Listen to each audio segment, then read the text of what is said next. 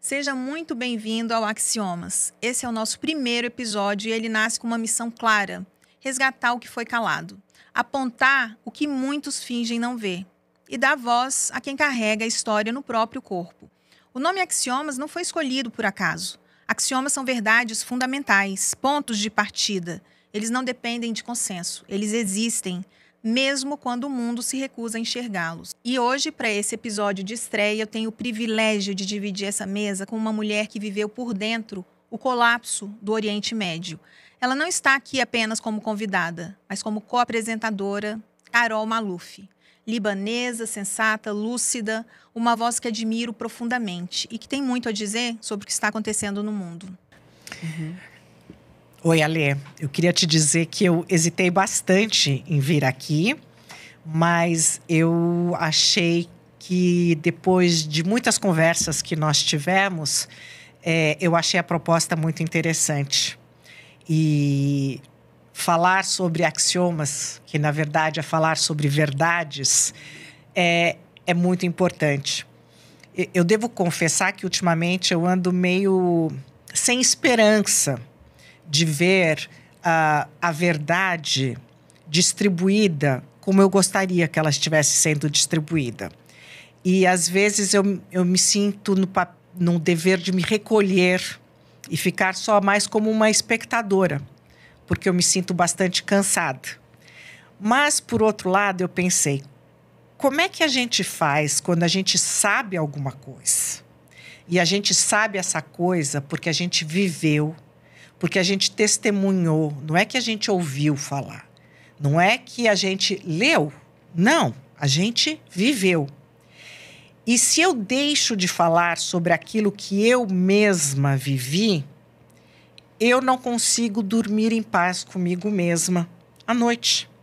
Porque eu acho que eu tenho o dever, como nós todos temos o dever, de contar a nossa história, como ela é. Porque isso ajuda a você construir um quadro no seu imaginário de como a realidade é. Né? Se as pessoas que viveram contam para você essa realidade, fica mais fácil do que você ler de terceiros. Fica, né? Muito mais então fácil. É uma conversa nossa, minha conversa com você. Eu vou te contar de mim, a Máxima vai contar dela para você. E eu vou te perguntar também o que você acha do que eu estou te dizendo, se faz algum sentido para você.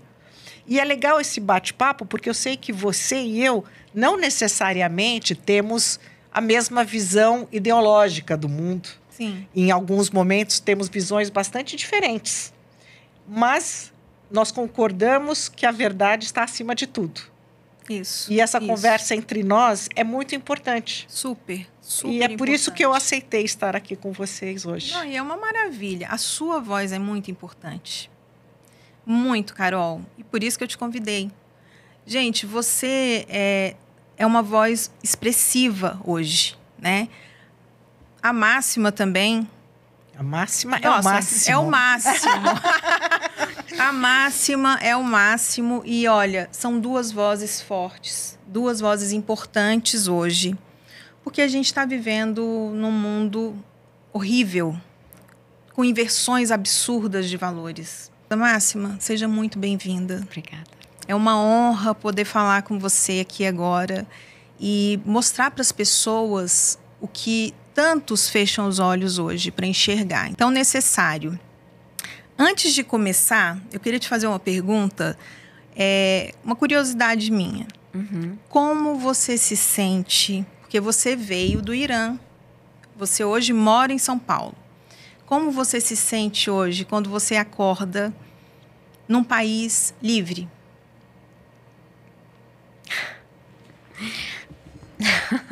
Uma pergunta muito, muito profunda. Olha, e sabe, primeiramente eu vou falar que eu sou iraniana, né? Sim. Eu nasci em Teherã, capital do Irã, e vivi 29 anos no meu país. E eu nasci depois da Revolução Islâmica, que aconteceu no ano 1979. Então, minha vida já passou tudo do repressão do regime islâmico. Por isso, essa pergunta que você perguntou, é muito profundo, porque é bem conectado na minha vida. Porque esse foi uma luta que todo dia a gente, como mulher, faz quando que acorda mesmo. Porque você quer estudar, você quer trabalhar, você quer sair da sua casa, você já vai colocar coisas que talvez você não quer. Você tem que vestir umas das coisas que você não aceita, não acredita, mas de obrigatório você tem que usar. Então, bem conectado como mulher, né? Como uma mulher, você já está... quando acorda, você já... Por exemplo, nós mulheres sempre acordam, eu vou vestir isso, hoje eu tenho essa reunião, hoje eu tenho essa cliente, eu quero, sabe, assim, parecer assim. Então, eu acordo, claro que hoje em dia... Na verdade, primeiros anos eu tinha muita dificuldade de aceitar ainda que eu sou livre. Uhum. Eu até alguns anos, na rua mesmo, no carro, dentro do carro, eu às vezes procurava o hijab. Porque às vezes ainda eu vi polícia... Eu fico com medo. É um trauma, né? Um trauma que existe profundo. Até hoje comigo. Profundo mesmo. Então, esse não é uma coisa que... você saiu, já passou. Não. Mesmo que eu estava muito aberta, eu tenho muita flexibilidade na minha vida para aceitar coisas novas. Mas mesmo assim, porque desde criança eles colocaram na sua cabeça isso, que você não é livre mesmo para escolhas... Isso é tão triste, né? E então, mesmo assim, de 40 anos mesmo, você já fica preocupado pelo seu vestimento, você procura Será que eu tô, né? Será não, que eu tipo, esqueci? o hijab, meu cabelo mesmo, sabe? Eu, às vezes, procuro o hijab ainda. Depois que eu vou ver, eu falo, nossa, eu sou livre, né? Eu sou livre. Ainda quando que eu tô com, por exemplo, música persa. Eu coloco música persa, eu dirijo bastante, né? E vem polícia, ainda vem um medo. Ainda parece que, sabe, seu coração fica vazio, assim, ficou... Tipo, assim, eu fico. Ainda, às vezes, eu fico. Infelizmente. Esse já... já tentei muito para melhorar, já estou trabalhando muito comigo mesmo para tirar essas coisas, para ficar sem medo, para ficar mais com liberdade, com uma coisa que eu quero escolher para a minha vida, mas esses traumas, eu tenho trauma. Acho que tem uma certa dificuldade aí que, por muito tempo, não sei quanto tempo, para você o hijab era uma identidade. Então, na verdade, você também está, na minha cabeça, se despindo de uma identidade, que é complicado, porque aquela identidade não era necessariamente a sua identidade, mas foi a identidade que você conheceu, né, nos primeiros anos da sua vida. Então, você agora assumir que aquela não era a sua identidade... É complicado. É muito complicado. Porque, na verdade, ainda você vai ver meu passaporte, todas as fotos, todas as imagens que você passa para público, tipo, para trabalhar, para estudar, para tudo identificar que você falou, a gente, com tudo o hijab, nenhum fio do cabelo não pode aparecer. Então, esse que eles criaram desde criança para você, como uma mulher. E você acreditava que era você aquilo. Sim. Bom, daqui a pouco a gente vai voltar a falar sobre isso. Agora eu vou voltar com a Carol. O que eu queria, Carol, que o público, que as pessoas conhecessem mais você, sabe? Conhecessem um pouco mais a sua história. E aí você me contou uma vez que você ficou um tempo sem falar do Oriente Médio. Eu queria saber por quê. Um tempo até gentileza. Eu acho que eu fiquei uns 30 anos sem querer falar sobre o Oriente Médio. 30 anos. Caramba. Porque foi um processo. Eu cheguei em 1970 para o Brasil E a primeira coisa que me falaram, imagina, uma criança de 7 anos, que turquinha linda. Aquilo já me chamou a atenção. Eu falei assim, mas como estão me chamando de turquinha linda? Eu não sou turca, né? Mas eu era a turquinha linda, né? E pouco a pouco eu fui vendo que havia um mal-entendido ou um desentendimento da minha cultura libanesa, né? Então, por exemplo, eu via, além das pessoas me chamarem de turquinha, as pessoas me dizerem que eu... Como era a Síria, me perguntavam. E eu respondia, eu não sei como é a Síria, porque eu nasci no Líbano. E me diziam, mas não é a mesma coisa? E eu dizia, não é a mesma coisa. Ou então eu ia num restaurante de comida supostamente libanesa, e eu chegava lá e, de repente, eu tinha o quibe cru servido com a coalhada, ao mesmo tempo. Que, para mim, era um choque. Assim, eu nunca comi quibe cru junto com a coalhada. São duas coisas completamente separadas, né? E outras pequenas coisas. Então, por exemplo, você tinha o hospital. O hospital chamava Sírio-Libanês, e aí eu me perguntava por quê. Ou então tinha o clube que era o Monte Líbano, mas que era dos libaneses, mas também tinha um outro clube que era o Zahle, que também eram os libaneses, mas aqueles libaneses da diáspora, né, frequentavam um clube, outros frequentavam outro, e tudo aquilo foi criando uma grande confusão na minha cabeça. E eu fui aceitando. Eu fui aceitando porque eu falei, essa é a minha nova pátria, esse é meu novo país. Eles não têm obrigação de saber absolutamente nada, tá? É a mesma coisa que eu perguntar para um húngaro, né, o que ele acha da seca do Nordeste na década de 70. Ele não tem obrigação de saber, né? E não vou brigar com ele porque ele não sabe. Então, eu tive que me despir daquele desespero que era a palavra, né? Desespero do desconhecimento de onde eu vim, né? E do que era o Oriente Médio. Então, eu passei eu mesma a fazer as brincadeiras, né? E aceitar as brincadeiras, né? Depois veio a Guerra Civil. E a coisa se complicou mais ainda, porque a interpretação da Guerra Civil no Brasil, pela diáspora que estava aqui, não era a mesma narrativa daquilo que eu vivia todo ano quando eu voltava para o Líbano. Porque eu fiquei voltando, eu cheguei em 70, mas até 1982, que foi o auge da Guerra Civil, eu ia todo ano para o Líbano. Então, eu vivia a guerra, eu estava na guerra. Eu lembro do quarto da minha avó, eu dormia com o barulho dos tiros e das bombas. Nossa, Carol. E como em São Paulo eu morava perto do Clube Morumbi de futebol, quando tinha jogo do Corinthians em São Paulo, tinha aqueles fogos, o meu jeito de dormir era falar, bom, é igual fogos, é igual os fogos dos jogos, então eu vou dormir, tá tudo certo, né?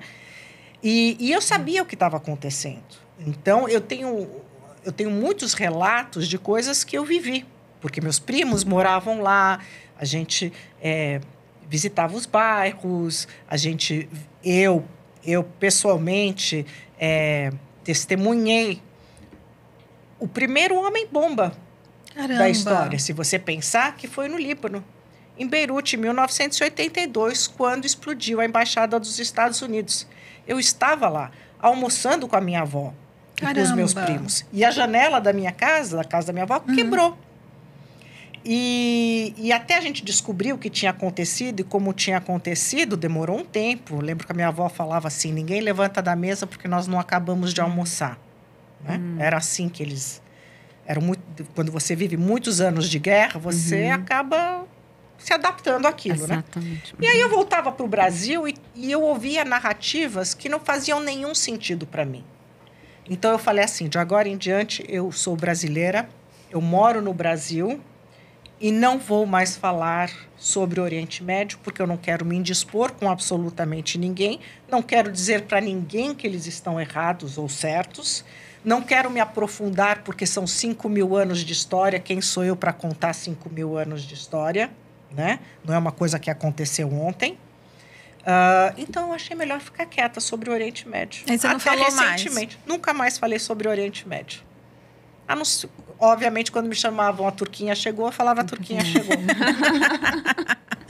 Meu Deus, e uma voz tão importante, com um conhecimento tão, sabe... Graças a Deus que você voltou a falar. Talvez por um motivo que eu não gostaria de ter voltado.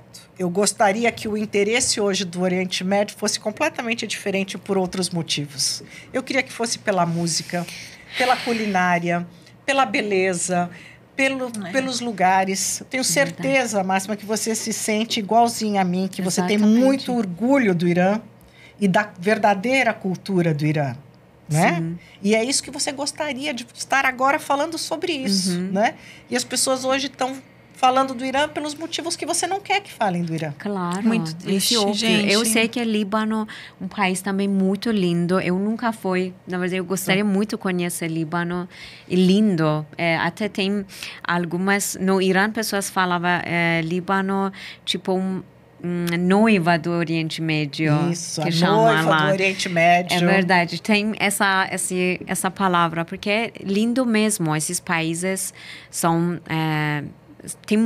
tudo tem culturas, né? Aliás, tem culturas nós precisamos esclarecer para as pessoas que estão nos ouvindo. Nós falamos a mesma língua? Nunca falamos a mesma língua. Nós nunca falamos a mesma língua, né? Verdade. Nós temos um mesmo DNA? Pode ser. Um pouquinho. Eu acho que porque lá, sabe, tudo estava misturado. Eu entendo que brasileiros às vezes dão confusão mesmo. Vamos esclarecer. Vamos falar a língua. A língua. Persa no Irã. Árabe. Persa e árabe. Qual é a similaridade? Quase nada. Quase nada.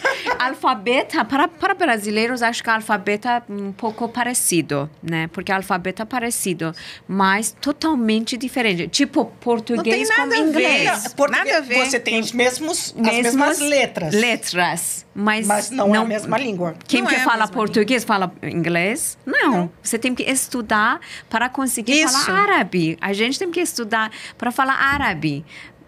Ou elas precisam estudar para falar persa, porque é totalmente diferente. As pessoas pensam que é a mesma coisa. Não, para mim, sabe, até hoje, pessoas mandam para mim, eu quero aprender árabe, eu quero, sabe, pode falar um pouco árabe? Eu falei, gente, até eu já falo bastante sobre nosso idioma, nossa cultura. E ainda bem que, por exemplo, Líbano é um país que eu acho que pessoas conhecem ainda.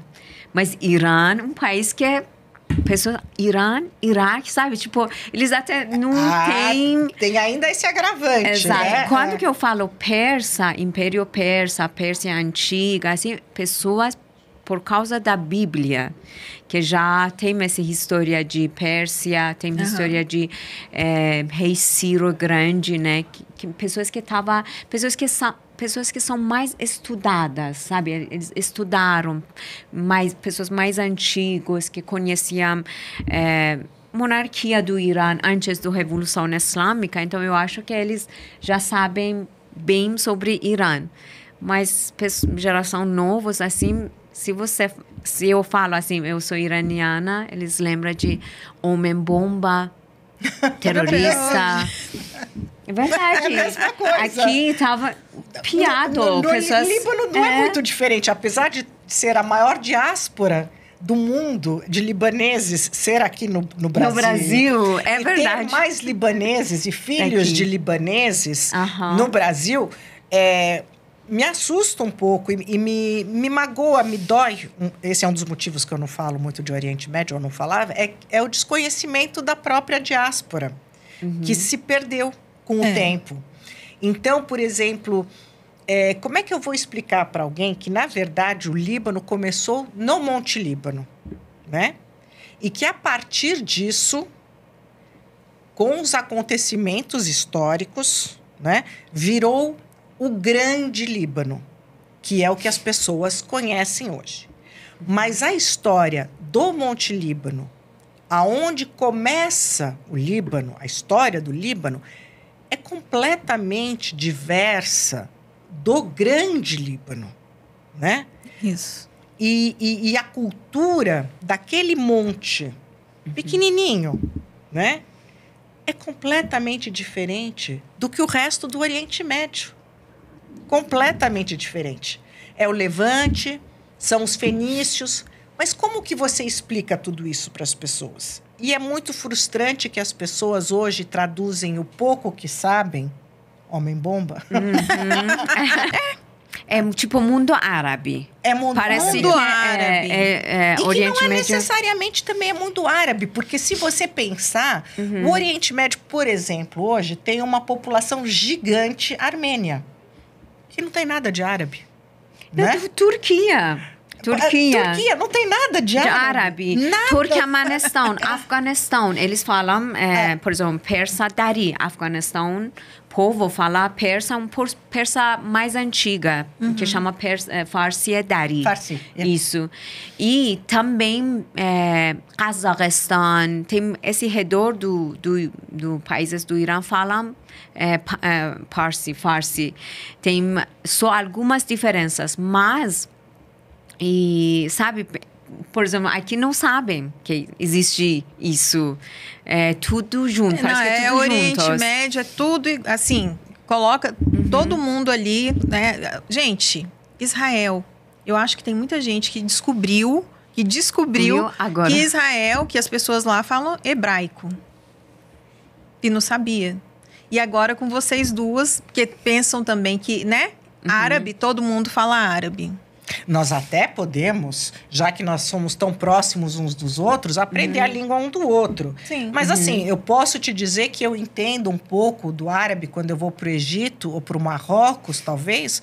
Mas se eu for para a Arábia Saudita, eu não entendo o árabe lá. Se eu for para o Kuwait, eu não entendo o árabe lá. E isso porque houve como é que não é um agravamento, não é a palavra. É que assim, até o fim do Império Otomano, era tudo uma coisa só, né? Chamava-se The Great Desert of Syria, que não era a Síria. É muito importante dizer que não era a Síria.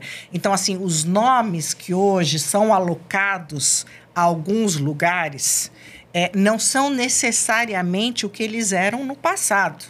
Então, quando você fala do Great Desert of Syria, você não está falando da Síria de hoje, tá? Eu não vou entrar na questão mais polêmica de outras regiões que têm outros nomes hoje e que não eram necessariamente esses nomes, mas as pessoas têm que entender que há uma cronologia de fatos, que há acontecimentos, que nós estamos falando de muitos séculos, né? Não dá para dizer é branco, é preto, é isso, é aquilo. Existe uma gama de cinza no mundo de acontecimentos, né? E aí, essa é a grande dificuldade que as pessoas têm para entender isso. Então, nós falamos línguas diferentes, nós comemos comidas diferentes, nós temos religiões diferentes. Isso é muito importante. Isso que eu queria perguntar, Carol, para pessoas também saber, por exemplo, Líbano, porque aqui muitas pessoas falam para mim, mas outros países são também muçulmanos, eles aceitam tudo, por que Irã está assim, sabe? Então, eu quero muito você esclarecer como que funciona, por exemplo, um Estado, por exemplo, Líbano, sistema de leis, regras. Como que é isso? Existe democracia? Existe ou não? Leis, regras funcionam como religião, islamismo? Ou pessoas acham que Líbanos todos são muçulmanos? Como que é? Eu diria que o Líbano talvez seja o país menos hegemônico que tem na região. Porque assim, como eu disse para vocês, o Líbano na sua origem, começa no Monte Líbano, que é um país, que era uma região, não era nem um país, era uma região muito pequena. E lá morava o São Marun, né? Que veio da Antuérpia. São Marun era cristão, E ele respondia a Roma. E ele estabeleceu a religião maronita, que seria a religião dele, no Monte Líbano, tá? E o que seria essa religião maronita? A religião maronita é um catolicismo fervoroso. É um catolicismo levado ao extremo. Radical. É um catolicismo radical, né? Que é dificílimo as pessoas entenderem e pouquíssimas pessoas sabem disso. Tanto é que ele era um ermita, ele era tão radical que ele era o verdadeiro ermita, aquele que não saía da sua caverna, porque tudo era sobre ele e Deus. E aí o que acontece? Depois do Império Otomano, nós tivemos o que a gente chama dos patriarcados de países europeus. Eu vou tentar ser o mais simples possível, que era assim: quando a Europa derrota o Império Otomano, alguns países ficam sobre a tutela da França, outros países ficam sob a tutela da Inglaterra e ficam assim por muitos anos. Tá? Não é pouco tempo. O Líbano, o que acontece com o Líbano? O Líbano consegue assimilar muito a cultura do Ocidente. Tá? Então, o libanês passa a falar francês como se fosse a sua própria língua. Olha. Na Jordânia e na Síria é o inglês. Não, na Síria também é o francês. E o que acontece é que, quando isso termina, o Líbano é um dos únicos países que ainda continua ocidentalizado. Por quê? Porque ele tem um berço cristão, tá? E ele tem esse patriarcado francês. Mas, depois do Império, há uma nova divisão da região, tá? Em 1948, onde se forma, então, o Grande Líbano. E esse Grande Líbano, ele abraça áreas que poderiam hoje ser da Síria, mas não são. E a religião na Síria era o islamismo. Então, e aí você tem também o massacre, o genocídio dos armênios pelos turcos. Então, você tem uma grande leva de armênios que entram no Líbano com a religião ortodoxa, né? Que é outra religião. E aí você tem essa panela, sim, né? Com todos esses ingredientes. E o Líbano se adapta muito bem a isso. Só que, em algum momento, quando você fala de política, você tem que estabelecer como é que vai funcionar isso. Então, quem que manda aqui nessa bagunça? Houve a criação de um sistema que eu, pessoalmente, acho que é um dos grandes problemas do Líbano, mas que até hoje permanece, que é o presidente sempre cristão. O primeiro-ministro sempre muçulmano. O presidente do Congresso, um sunita, né? E o presidente da casa, um xiita. Sempre nessa ordem. Sempre nessa ordem. Independente da quantidade, né? Do percentual da população cristã, muçulmana, xiita, sunita. Você imagina que, com o tempo, isso foi criando problemas. Porque o que começou com uma população majoritariamente cristã, hoje ela é muçulmana. Então, os muçulmanos hoje reivindicam mais postos no governo, né? Sim. E isso é uma das causas das crises e das guerras civis no Líbano. Mas aí você tem também a causa da Palestina, que acontece no Líbano, né? No início da década, no final da década de 70, e aí há uma grande... Por causa da Revolução Islâmica no Irã, né? Uma grande revolução... que aconteceu no Irã. No Irã. e que a revolução no Irã, olha que interessante, a revolução no Irã bate diretamente na porta do Líbano. Olha. Muito. Não é incrível, Porque né? antigamente Irã também estava assim, vários Irã um país, porque agora, por exemplo, você fala sobre uma religião, no Irã existia Zaratustra, né? Estamos falando sobre 3.000 anos atrás, tipo, antes de Cristo, né? Então, existia uma religião da Império Pérsia, do povo persa. Então, a gente já até hoje tem algumas Zaratustras que moram no Irã, mas eles não podem falar, né? Porque são minorias e também a vida deles está no risco. Mas já Irã tinha uma religião que é uma religião bem própria, que quando que aconteceu, na verdade, foi invasão dos muçulmanos para a nossa terra 1.400 anos atrás, quando que criaram o islamismo, o profeta Muhammad, então já começou a invasar outros países, né? Então já começaram a invasar Pérsia também. E de obrigatório, o povo persa virou muçulmano. Esse que foi, assim que mudou essa época. Mas porque pessoas acham, Irã sempre foi muçulmano. Vocês, sua cultura é isso, sabe? Mas não é. Tem uma história, Tem né? uma história, tinha uma invasão de muçulmanos da nossa terra e começaram a casar com mulheres persas e mataram muitos homens iranianos, persas, e depois de obrigatório, porque se você não viria assim, não mudava para muçulmano, eles mataram você. Então, de obrigatório, e muito povo persa virou muçulmano. Assim que Irã começou a virar muçulmano. Mas assim, continuando, porque na história do Irã, 1.400 anos, não é nada, sabe? De lado, quase colocar... É que nem os fenícios no Líbano. É nada. Quando a gente fala de 1.400, 1.500 anos... Sim. Nada. Não é nada, né?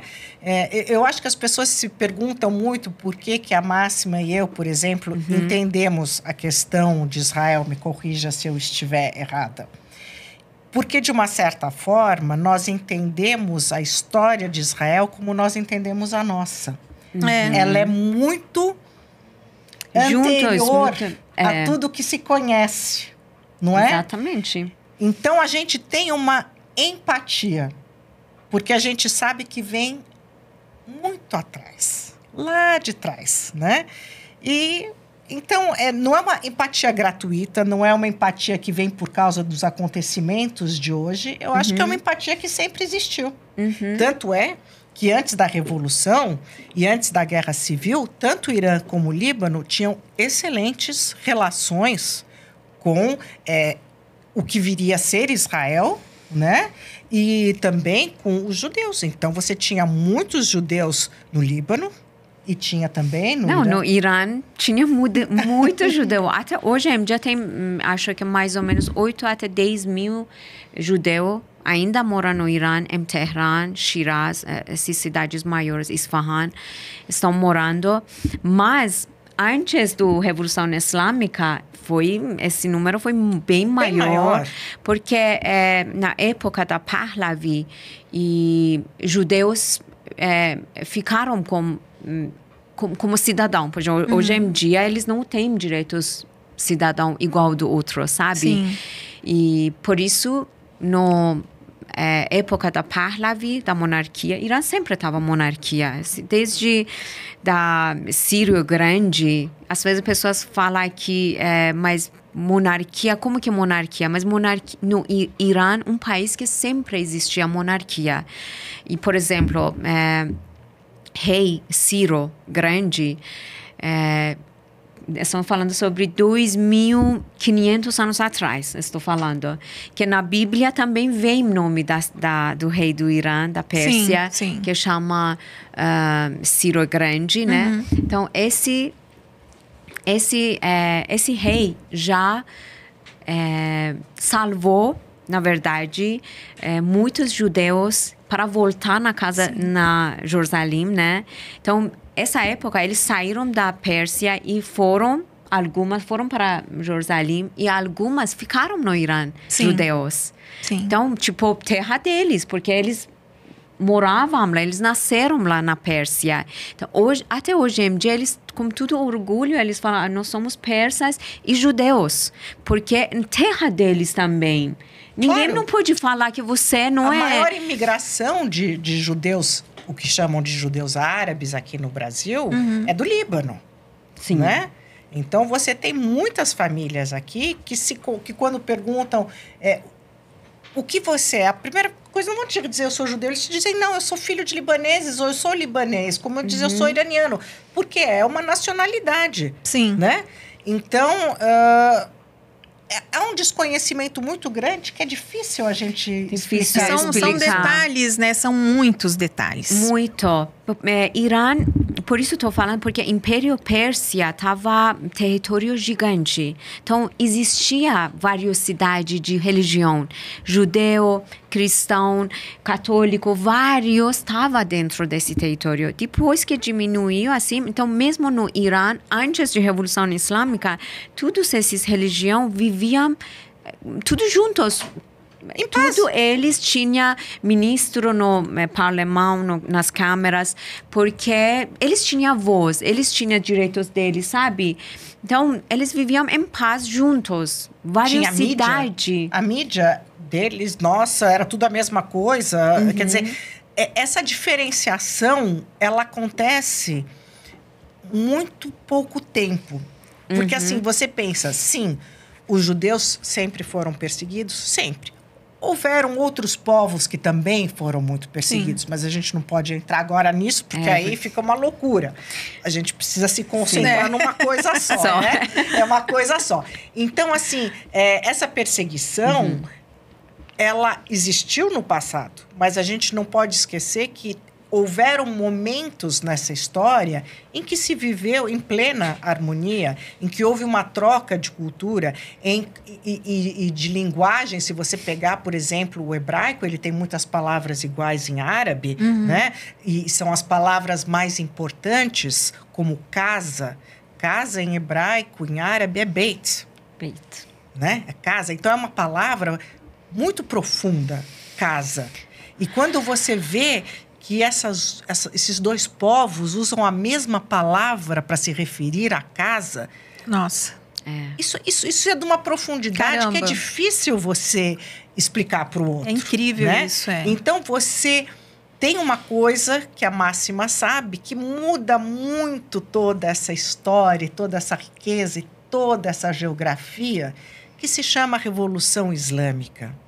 Então, olha só. E que eu quero só deixar uma coisa clara, que assim, vamos tentar separar, porque eu sei que Máxima hoje não é mais muçulmano, mas podemos tentar separar o que é o Islã do que é a Revolução Islâmica, ou não podemos? Podemos, claro. Por mim, tudo pode. Eu acredito, ser humano, tem que ter voz, tem que falar, tem que... nós estamos vivendo um país democrático, né? Sim.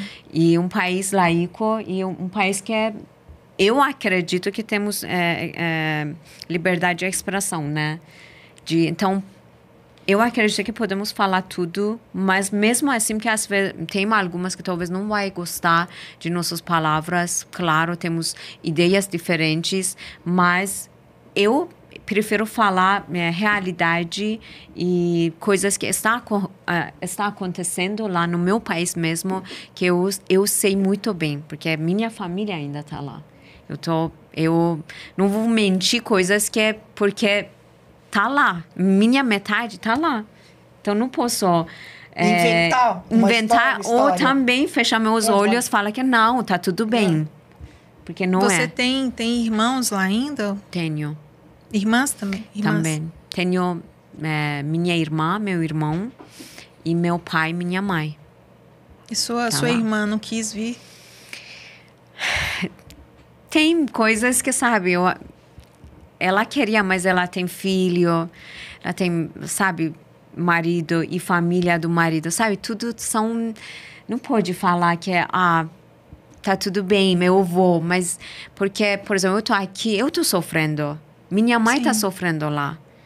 E não é fácil largar tudo que você não. criou e deixar sua terra e começar em outro país tudo de zero e falar que está tudo bem. Porque não é. Não é tão Mesmo simples que assim. E nunca vai estar tudo bem. Nunca vai Nunca vai estar tudo bem. Porque você não... Eu me vejo assim. Hoje, se eu voltasse para o Líbano, eu não me sentiria mais uma libanesa porque eu estaria totalmente deslocada. Muita coisa aconteceu, né? Por outro lado, eu também não consigo me sentir 100% brasileira.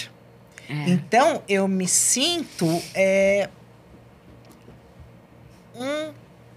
eu não sei nem explicar o que é. Perdida. Às vezes eu sinto isso. Perdida, não é? Um peixe fora d'água. Um peixe fora d'água. Até um peixe fora do planeta você se sente. Sério? Né? É uma coisa muito estranha. Por isso, quando eu tive meus filhos, a primeira coisa que eu pensei é o que eu quero para eles. Eu falei na minha cabeça, eu quero que eles tenham raízes e que eles criem essas raízes e que eles criem a vida deles dentro dessa raiz. Hoje, você vê, a gente também tem que ser flexível naquilo que a gente acredita. Durante muitos anos, o que me incomodou é eu não estar nem lá nem cá. Então, eu queria muito que os meus filhos tivessem o que eu não tinha. Com o passar dos anos, hoje eu me pergunto se talvez estar muito enraizada no mundo atual, talvez não seja o problema. Talvez você se sentir mais como nós nos sentimos, estamos mais abertas, talvez, e empáticas aos outros. Porque nós passamos outras coisas. Eu acho que a gente...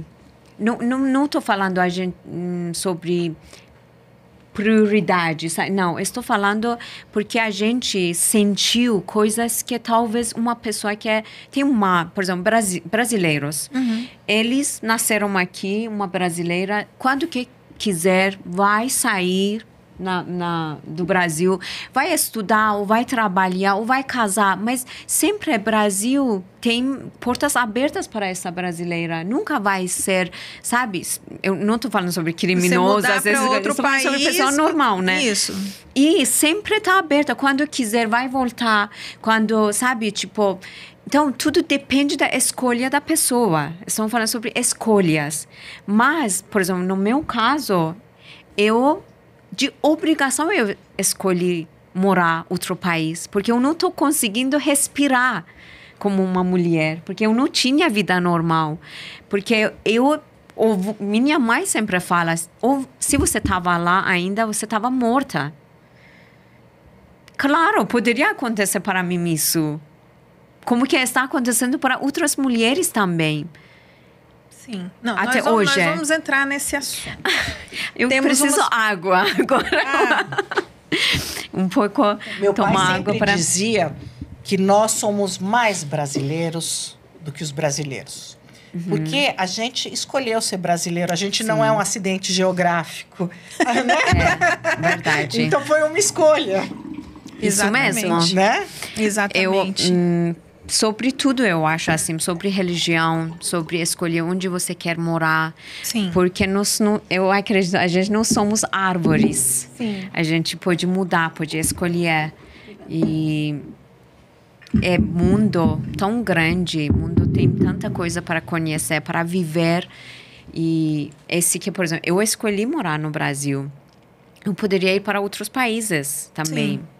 Que muitos iranianos moram na Austrália, Canadá, Estados Unidos. Tem muitos iranianos, tem comunidade grande lá.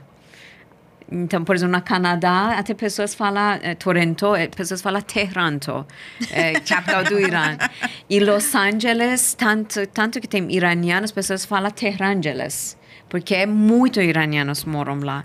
Mas eu escolhi Brasil, que é mais difícil, né? Para aprender português. E outra cultura totalmente diferente. E longe, bastante distância. Que bom que você escolheu o Brasil, que, né, agora a gente está aqui, te conheci, você está aqui com a gente, contando sua história, falando sobre coisas tão complexas tão difíceis de entender, né? Muita gente não sabe. E você está aqui hoje falando e é incrível isso, maravilhoso. Obrigada. Né? E eu assim, vamos continuar. Vamos continuar. Até onde der. Até onde der. Porque se for pra continuar mesmo, a gente vai ficar aqui até o ano que vem. Não, nós vamos ficar. Sim, a gente tem muito assunto para falar, né? Não, e é tão complexo, gente. São tantos detalhes. E cada detalhe tem a sua importância, o seu peso, né? E eu acho que é muito importante a gente destrinchar tudo isso. Porque as pessoas precisam saber. É óbvio que a gente vai fazer outros podcasts para a gente conversar, destrinchar tudo isso que precisa ser falado. Todas essas, sabe, esses detalhes, porque são muito importantes. Ale, é desesperador para mim, deve ser para você também, resumir o que está acontecendo no mundo hoje num post de Instagram. Não dá. Não dá, gente. É desesperador. E as pessoas realmente acreditarem, convictas de que o que elas estão escrevendo, 4 linhas, resume a história da civilização. É uma coisa muito maluca. É.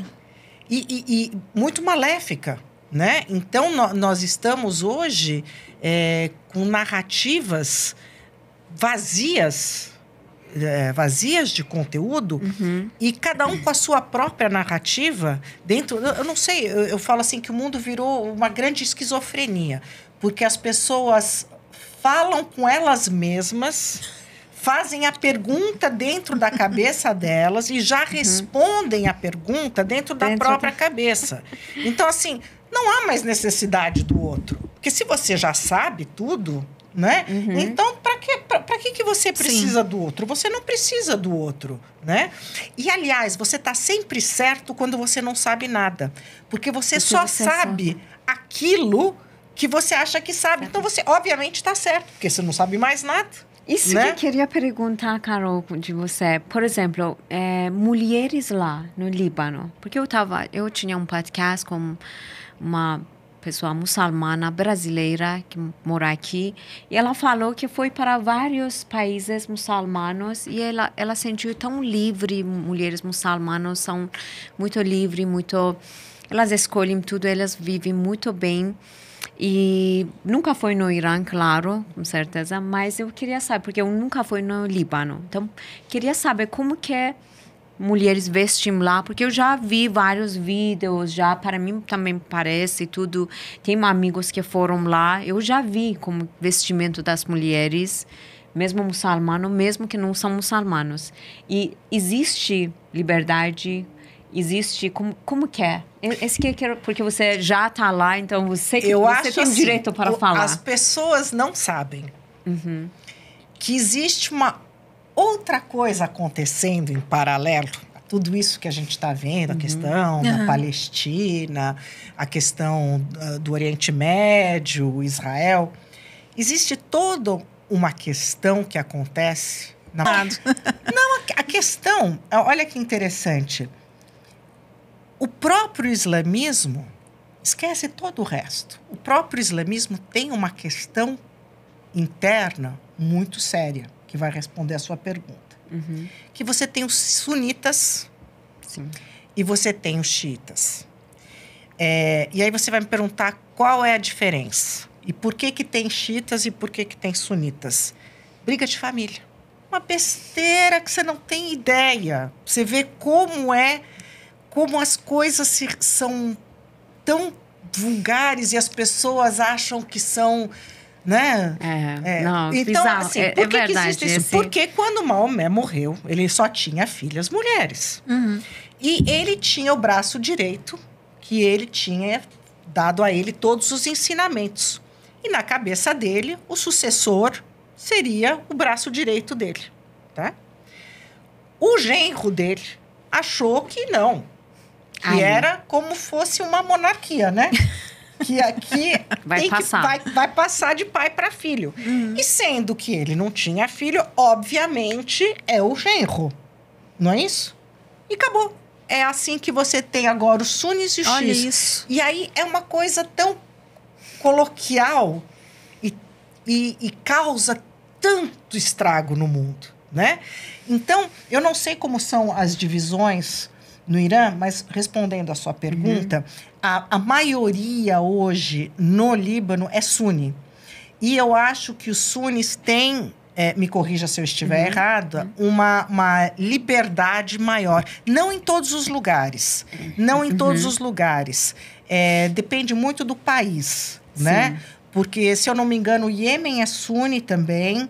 E a Arábia Saudita, se eu não me engano, mas eles também têm regras muito rígidas. Sim. Mas, no geral, no resto do Oriente Médio, a tendência é você ter o povo suni mais liberal, né? Do que os xiitas. Interessante. E eles, no Líbano, por exemplo, moram em áreas completamente separadas, tá? E que o que as pessoas não sabem é que eles brigam entre eles tanto quanto brigam com Israel. Sério? Sim. Olha. Sim.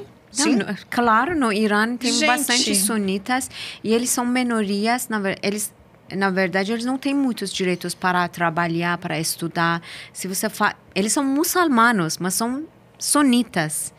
Porque o Estado do Irã é, sempre é o líder supremo, Ali Khamenei, que nós somos um país xiita, muçulmano, xiita. Ele quer mostrar que ele é líder de todos os muçulmanos xiitas do mundo. Na verdade, ele está fazendo tudo isso para chegar até arma nuclear para mostrar poder do xiismo, poder dos muçulmanos xiitas. Não para nós, não para Israel, para os sunitas.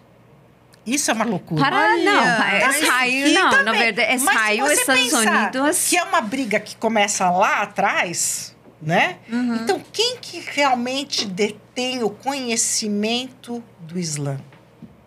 São os xiitas ou são os sunitas? Né? Porque você tem uma religião, você fala assim, é contra os judeus. Tá, tudo bem, isso é uma outra história. Mas a religião judaica não tem nada a ver com o islamismo. São duas religiões completamente diferentes, tá? Tem algumas coisas parecidas que eu acho que todas as religiões têm também. Sim, mas você tem os seus personagens no islamismo e você tem os seus personagens no judaísmo. Agora, quem é o detentor da grande verdade de cada religião?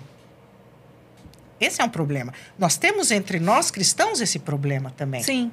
Né? Tem isso mesmo. Todas as religiões têm esse problema. Tem. Né? Então, só que no caso do islamismo, houve um movimento de... uma briga mesmo, né? Que tem... uma briga contra deles. Dentro do Irã já existe. Dentro do Irã eu já vi pessoas que eles seguindo sunitas e sofrem. Por exemplo, sul do Irã tem bastante sunitas. Então, porque ainda existe muitas religiões lá. Ainda existe, mas infelizmente o regime islâmico não dá nada valor para esses. Mesmo que eles querem mostrar que dá, mas não existe mesmo. E até depois aconteceu a guerra de 12 anos entre Israel e o Irã. Também começou fazendo muita execução de vários judeus. Porque eles acham que, na verdade, que são muitos espiões entre... né, deles, que por isso está acontecendo essas coisas.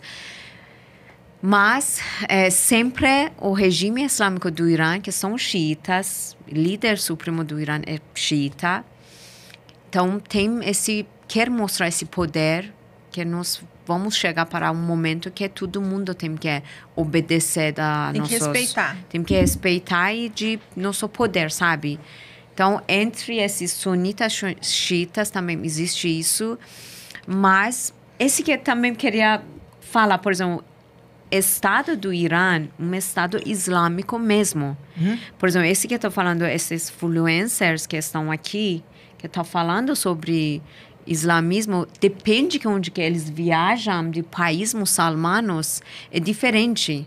Então, ela que falou que eu fui para vários países muçulmanos e eu vi que mulheres muçulmanas são livres, assim, mas ela não queria aceitar que tanto opressão, tanto, na verdade, cruel que estão fazendo com mulheres muçulmanos, como Afeganistão, assim, como Irã. Como toda religião, sim, todas as religiões, eu acho que tem o lado belo, né, da religião, e o islamismo tem um lado belíssimo, se você lê o Corão, tem passagens maravilhosas. Sim. Igual o cristianismo também, né? Então, eu acho super válido mulheres, e não tenho nenhum problema, que adotam a religião pelo seu lado belo, pelos valores, porque elas acreditam naqueles valores, porque elas, né? E tudo bem. Agora, quando você oprime o outro e não dá a mesma liberdade para o outro de escolher o quanto ele quer seguir aquilo que a religião prescreve, quando você tira isso, isso já não é mais religião. Isso já é uma questão de poder, né? Sim. É uma questão de poder. Muita gente hoje acha que o fanatismo é religioso. Eu sempre gosto de dizer que fanatismo não é religioso. Fanatismo é poder. É o poder que usa da religião para transformar é como um culto. É como um culto, é exatamente o que é, um culto. Então, você tem as mulheres que são mais, como é que eu vou dizer, mais... sofreram uma lavagem cerebral maior, né? Tem aquelas que não aceitam e tem aquelas que conseguem, talvez, administrar. Eu sou daquelas que eu aceito tudo. Eu aceito absolutamente tudo. Contanto que você me dê uma boa razão. Então, assim, se eu pegar uma muçulmana hoje que quer realmente estar embrulhada dos pés à cabeça com um olho tampado. Porque, veja, agora você também tem que tampar um olho. Aliás, além de você... Sim, você não pode... Tem que tampar um olho. No afegão, você não pode falar... E você, debaixo da burca, também tem que tampar um olho. Que isso, gente? Que loucura. Mas, enfim. No Afeganistão? Então, agora, se a pessoa chegar para mim e eu sentir, de fato, que há um porquê para ela de estar fazendo isso, que ela faz isso, que aquilo dá para ela uma paz, uma alegria, uma satisfação, sim, que é o que ela quer, quem sou eu? Quem sou eu para dizer que ela está errada? O que não pode é ela me dizer que eu estou errada. O que não pode é ela me castigar porque eu não penso como ela ou me castigar porque eu não sinto como ela. Isso porque eu acho que se a gente ficar tudo igual, não tem graça. Como não tem graça. Cada um, a gente vive com escolhas. Sim. Eu sou máxima, assim, com esse caráter, porque eu tenho minhas escolhas com tudo meu sabedoria, com tudo que eu estudei, como que nasci, minha família, tudo. Então, eu vou escolher para minha vida o que eu gosto, sabe? Mas eu estou falando sobre um estado que você não tem uma escolha. O problema do Irã, 4, 6 anos que está acontecendo isso, é escolha. As mulheres não têm uma escolha. Por isso você não conseguiu permanecer lá. Por isso... Você veio para cá porque você não tinha escolha. E você não queria ficar daquele jeito. Não era a maneira que você gostaria de conduzir sua vida, de viver. Né? Você não teve essa liberdade de escolher lá, olha, eu não quero. Eu quero mostrar o meu cabelo, eu quero ouvir a minha música, eu quero cantar, eu quero dançar. Isso, não estou falando sobre só vestimento, né? Estamos falando sobre direitos básicos das mulheres. Que mulher lá, metade do homem. Mulher vale metade do homem. Então, essa lei existe para todas as coisas. Agora, eu não sei no Líbano como é assim, mas isso que às vezes as pessoas não sabem. Então fio do cabelo, nada. Mas mesmo fio do cabelo também, você pode ser morta pelo fio do cabelo. Mas estamos falando sobre direitos básicos que as mulheres também não têm. Que pela lei do islamismo no Alcorão, e já mulheres valem metade do homem. Porque no mesmo do Alcorão tem frase que vem pelo testemunha, tem, assim. Porque eu mesmo já li o Alcorão, já sei. Então, tem dois homens precisa para testemunha. Se um homem não vem, lugar do homem, duas mulheres que vale. Então, Olha. esse básico de Alcorão vem para todas as leis, regras do Irã. Então, por tudo causa para herança, para, tipo, como que chama? Quando que você faz acidente, aconteceu uma coisa, você se motorista mata você, vai pagar metade se tiver a indenização. homem. Uhum. Metade, você vale menos. Olha isso, você que vale absurdo. metade da vida do homem. Exatamente. Isso é um absurdo. Então, esse existe. Por isso, muitos até homens e mulheres que são ativistas, são advogadas, são professores das universidades, que estão na cadeia pelas coisas que eles estão falando sobre essas coisas. Por que nós somos metade do homem? Por que mulher vale isso? Por que não direitos iguais, né? Por que não tem? Porque tem um Estado tem que funcionar com leis, regras de religião, na verdade. Para um que país é a grande diferença do Líbano. Isso. Que é a grande diferença do Líbano. E é isso que o Ocidente precisa entender. É assim, não tem nada mais distante da realidade do Irã dentro do Oriente Médio do que a realidade do Líbano. Isso que gostaria você falar, porque às vezes as pessoas falam, não entendem. Então, assim, o Líbano é a gaiola das loucas no Oriente Médio, vamos deixar claro, tá? Então, no Líbano pode tudo. Pode tudo, no isso. No Líbano pode absolutamente tudo, né? Só que aqui as pessoas têm a ideia de que é a mesma coisa. Então, se eu estou vindo do Líbano e eu estou sorrindo porque eu tive um verão maravilhoso no Líbano, por que ela não está sorrindo também? Não é a mesma coisa? Por que ela não está feliz? Uhum. Por que ela está reclamando do Irã? Afinal de contas, é tudo a mesma coisa. Não é a mesma coisa. Não é a mesma coisa. Não é a mesma coisa. Claro que o Líbano tem também suas regiões, né?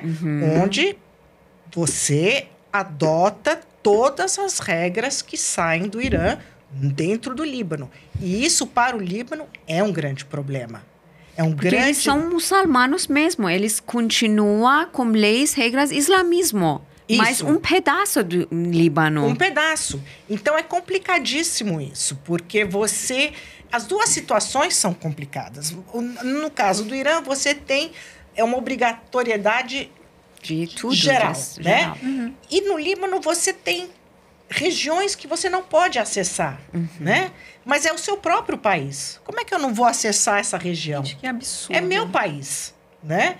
E aí, você tem, então, as brigas internas, e voltando à situação hoje que nós temos com Israel, você imagina claramente, então, que nem todo mundo no Líbano tem a mesma visão sobre Israel, né? E que são visões diferentes. Então, quando me dizem, não, mas Carol, como é que você pensa assim? Você é uma traidora, né?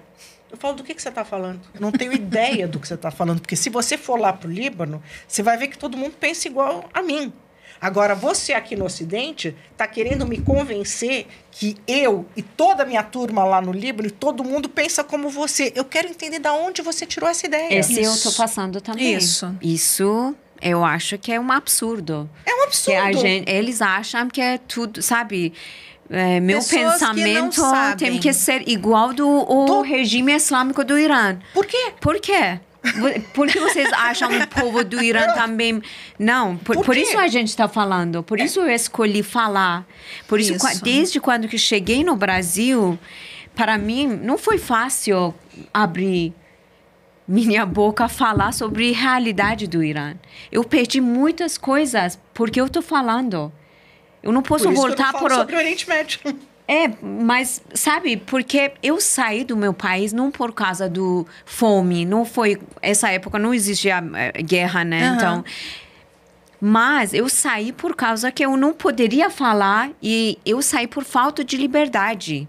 Então, eu decidi, Máxima, você saiu do seu país por uma coisa, um motivo maior do que trabalhar, maior do que ganhar dinheiro, maior, sabe? Então, para mim, hoje em dia eu tenho meu trabalho, até tem pessoas que falam para mim, você ganha dinheiro pelo Israel, pessoas estão falando para mim isso. Infelizmente. Que absurdo. Esse é absurdo. Ainda bem que minha agenda sempre é cheia. Meu trabalho como maquiadora. Eu sou dançarina. Eu faço show. Minha agenda sempre é cheia. Então, já está tudo bem claro para mim. Então, não tenho menor medo disso. Mas, esse eu acho que as pessoas fecham olhos, falam, só eles falam, eles não querem ver realidade. O regime islâmico está fazendo certo, sabe? Sobre relação do Oriente Médio. Gente, mas não é possível, né? O povo do Irã que está sofrendo. Mas não é sobre o Irã, não é sobre o Líbano. A humanidade, ela tem uma mania que vamos ter um inimigo em comum. Sim. Então, se nós temos um inimigo em comum, a gente fala a mesma língua, né? Então, por exemplo, hoje o Ocidente decidiu que tem dois inimigos em comum, né? Que são os Estados Unidos e Israel. Então, todo o resto você não leva em consideração. É tudo contra... E é fácil. É um discurso fácil. Você ser contra alguma coisa é muito mais fácil do que você ser a favor de alguma coisa. Exatamente. Né? Então, você defender alguma coisa é muito difícil. Agora, você ser contra é fácil, né? Então, eu acho assim, é fácil dizer, porque os Estados Unidos, imperialista, colonialismo, Israel... São narrativas. São narrativas. Todo mundo fala a mesma coisa. Todo mundo fala a mesma coisa. E ninguém sabe de nada. Isso. Por quê? Porque você não vai também ser agredido porque você está falando a mesma coisa que todo mundo. Agora, aparece uma Máxima, aparece uma Carol, ou nós somos loucas... né? Somos loucas. Ou estamos ganhando dinheiro de alguém está pagando pra gente, né? Ou o que pode ser também? Mas não sei o que pode ser. Gente, já me chamaram não sei quantas vezes no direct do Instagram. Falaram, você jornalista, né? Quanto você está ganhando para falar sobre Israel? Quanto? Para defender Israel? Olha que absurdo. Porque é tão absurdo falar a verdade. É tão assim, nossa, você está falando a verdade. Alguém está te pagando para falar a verdade. Não, assim, se alguém quiser que a gente ache algumas coisas que Israel está fazendo de errado, a gente vai achar. Sim. Tem muitas coisas que Israel está fazendo de errado. Claro, cada país, gente, tem benefícios. Ninguém é perfeito, né? Ninguém é perfeito, obviamente. Agora, não vamos pintar um quadro que não existe. Exatamente. Né? Vamos pintar o quadro como ele é, para que todo mundo possa ver a mesma coisa, né? Infelizmente, eu acho que está muito difícil. Muito difícil, até hoje em dia, muito, porque quando que a gente fala sobre Palestina e tem muitos olhar para você, o que você vai falar. E eu mesmo, como uma iraniana, que assim, nasci dentro dessa situação, ainda com o regime islâmico, e a gente sempre viu que o regime islâmico, até tem alguns dias que eles levaram gente na rua para falar, para apoiar o palestino. Assim, claro que para mim o povo do palestino, civil do palestino, são importantes. Eles também têm direitos para viver, crianças. Ninguém não tem culpa, pessoas inocentes não têm culpa para guerra, para ser morta, claro. Mas vamos olhar melhor. Por quê? Por que está acontecendo? Por que está acontecendo isso? Porque não é tão quem simples são assim. líderes da Palestina? Quem são? Aonde estão apoiando? Com tudo que eu passei, tudo que eu sei, eu falo sobre meu país. Eu não vou entrar sobre esse assunto, porque tem muitas coisas que talvez eu não sei. Mas única coisa que eu sei, muito bem claro para mim, que eu não posso falar, eu não sei. Não, eu sei, porque o regime islâmico do Irã apoia terrorista. Usa, né? Apoia a causa palestina. Usa o povo do Palestina, sabe? Que pena que e esses líderes religiosos estão usando povos inocentes.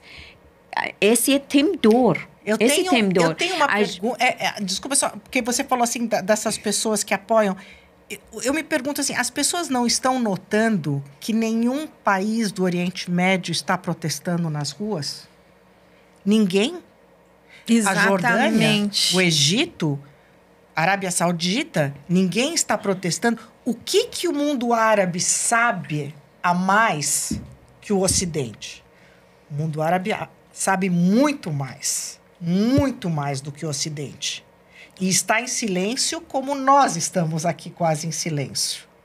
Porque nós sabemos muitas coisas. Mas a nossa narrativa, se a gente for falar como os povos do Oriente Médio estão pensando agora, o Ocidente não vai entender. Esse ponto é muito importante, Carol. Isso que você falou é muito importante. Por que no Ocidente as pessoas tão facilmente vão para a rua se manifestarem por uma coisa que elas não sabem, mas elas estão ali levantando a bandeira do Hamas, dizendo que é para a Palestina, entendeu? E por que realmente lá no Oriente Médio ninguém fez isso? Isso é uma questão muito importante. Porque você, de novo, não é uma coisa que começou hoje. Pois é. Tá? É uma coisa que começou em 1979, não foi? Em 1979, quando acontece a Revolução no Irã, há uma decisão de se revolucionar o mundo todo à imagem do Irã. Tá? E isso foi feito. E foi feito de uma maneira muito profissional e muito didática.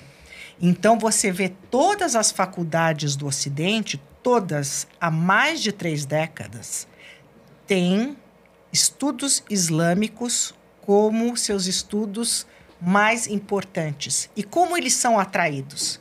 Eles são atraídos através das artes, eles são atraídos através da música. Então, eu brinco, eu falo para os meus amigos judeus, eu falo assim, você vai numa faculdade americana, tem a sala de estudos islâmicos e a sala de estudos judaicos. Você entra na sala de estudos islâmicos, tem 200 pessoas, nenhum é muçulmano, são todos jovens do Ocidente, sem sapato, brincando, cantando, músicas em árabe, vendo a arte, vendo tudo. Você entra nos judaicos, tem 10 gatos pingados, todos judeus, seríssimos, muito chata a aula, né? Então, obviamente, houve toda uma conquista do Ocidente. Porque o Ocidente, em algum momento, ele também se sentiu pobre. Né? E essa cultura, essa riqueza que foi usada pela Revolução Islâmica para atrair o Ocidente para a sua causa, né? E depois disso criou uma ideologia, que é uma coisa muito mais complexa, que não dá nem para a gente discutir agora, com a questão da esquerda, onde a gente sabe que todo jovem, quem não foi de esquerda na juventude? Só não foi de esquerda na juventude quem não foi jovem. Porque o resto todo mundo verdade. Foi. Né? Então, você tem um público-alvo aí, você está com o queijo e a faca na mão. Né? Eles souberam e sabem fazer. E é muito dinheiro investido nisso. Não é pouco. Então, assim, o que pareceu só tirar o chá... tira o chá, vem aqui o Ayatollah. Não foi isso. Não foi nada disso. E esse foi bem planejado. Eles já quase, eu acho que mais ou menos 10 anos foi um planejo para fazer essa revolução. Talvez mais. Porque eles fizeram com Shah uma maneira para ele sair mesmo do Irã. Porque Shah é um nacionalista, ele gostaria Irã crescer muito. Shah estava tentando Irã chegar no Oriente Médio, um país mais mais evoluído, mais Explica para quem não sabe Shah. o que é o Shah é rei do Irã. Antes da Revolução Islâmica, que existia a monarquia, e rei do Irã, nome dele é Shah. Tinha pai, que era Reza Shah, e também filho dele, Mohammad Reza Shah. Então, eu sempre falo, Irã sempre estava com monarquia. Então, Shah é um apelido que falava para a monarquia. Que no Irã a gente fala Shahanshah, que é monarquia. Então, tinha rei e rainha. Ainda a rainha está viva. A rainha do Irã ainda está viva. Espero que um dia ela vai voltar para o Irã. O regime islâmico cair, ela voltar para o Irã, porque ela está tentando muito, assim, lutando bastante pelos direitos do povo. Mas, sabe, eu acho, não foi só Irã, não foi só o Oriente Médio. Esse tudo foi conectado com Estados Unidos, Inglaterra, França, e ajudou muito esses ayatollahs. A loucura que você pensar que quando o ayatollah volta para o Irã, ele volta trazido nos braços dos Estados Unidos e da França e da Inglaterra. Khomeini, Ayatollah Khomeini, quem que fez? Na verdade, levaram ele para Irã. Levaram ele? Porque Irã... porque Khomeini estava na França. Ele estava na França. Estava na França e mandava todos esses recados para o povo. Hoje vocês têm que levantar, hoje vocês vão para a rua. E todos os recados da França chegavam para o Irã. Diretamente da França para o Irã. Isso. E essa revolução foi muito Revolução do Irã foi muito ajudado com comunistas, mas esquerdistas. Foram estudantes. Foram basicamente estudantes. E até muitos estudantes que foram, por exemplo, nos Estados Unidos, estudaram lá e... Sempre são os estudantes, gente, sempre. Depois voltaram para Irã. E essa época, porque são jovens e você pode trabalhar muito mais fácil de moldar. De tudo. E eles não olhavam para 10 anos depois o que vai acontecer. Hoje eles olham. Aquela geração hoje pede perdão para os filhos, né? Sim. Na verdade, muitas... essa época que fizeram revolução, já ficaram, como chama? De repente, né? Arrependidos. Muito. Sofrem pelos filhos. Eles falaram que a gente fez muito para vocês, para a geração, para o futuro do Irã. A gente que fez muitas coisas, infelizmente. Eles já sabem. Como que vocês veem a situação por exemplo, da ONU, dessas instituições que defendem direitos humanos e que nunca fizeram nada pelas mulheres do Irã, por exemplo? Porque sempre tem algumas pessoas do regime que estão lá. Então, sempre tem conversas de atrás. Aqui, tipo assim, às vezes... o mundo acha que o Irã é o inimigo dos Estados Unidos. Mas atrás de portas, sempre os Estados Unidos está conversando com o Irã. Obama sempre apoiou o regime islâmico do Irã. Dá dinheiro para esse regime até. O povo nas ruas do Irã, em Teherã, que eu estava lá também, e estava matando manifestantes, e o Obama apoiou. Olha... Esse é uma mentira que o povo acha que o Irã contra dos Estados Unidos. Não, nunca foi. Na verdade, esse que foi motivo que deixaram cair a monarquia do Irã, rei do Irã, Shah do Irã, porque Shah queria ficar muito independente de Ocidente. Queria, eu que vou colocar valor do petróleo, eu que vou decidir meu país, sabe, vender para o quê. Então, esse medo que deixou para se Irã, porque o Irã é um país muito estratégico, né? De geografia que tem, um país que é, sabe, caminho de tudo. Sul do Irã, norte do Irã, cima é Rússia, sabe? Tem muita conexão.